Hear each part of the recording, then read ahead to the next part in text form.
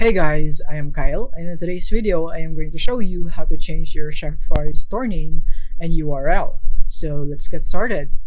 So here we are in Shopify, and then we're gonna click first on the settings on the bottom left of our screen right here. So you wanna click on this one, and then from here, right away, you can see your profile right here, and you have your store name. So if you can see this one, you wanna make sure that you are currently in the store details right here. So from here, what you want to do is you want to click on this icon right here so that you can edit your profile. And then from here, you can edit your store name right here. And then as you can see, you can also see my email right here, which is a dummy email and my dummy phone number. And then from here, you can see the store name, and then you want to edit this one. So let's say a sample store tutorial, just like that. And then you want to hit save. And then just like that right here, the settings has now been saved.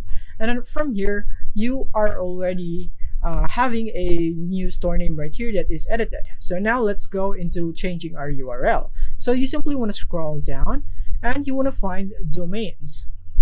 So here it is, click on that.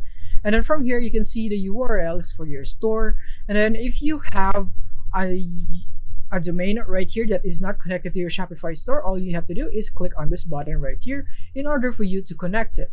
If you don't have one, then you can click on the buy new domain if you want to buy a new domain without the .myshopify.com right here to make it look more professional.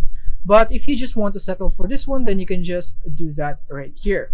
So from here, example, I have this one right here. I can click on that. And then from here, you want to make sure that this URL is your primary one in order for you to be able to use this URL for your store. Or you can, if for example, this one is not my primary. So if I want to use this one, I want to click on that. And then from here, click on, I want to click on change domain type, and then click on primary domain, change domain type right there. And now it's my primary domain. And just like that, it is so very easy. So that is basically it. Thank you for watching.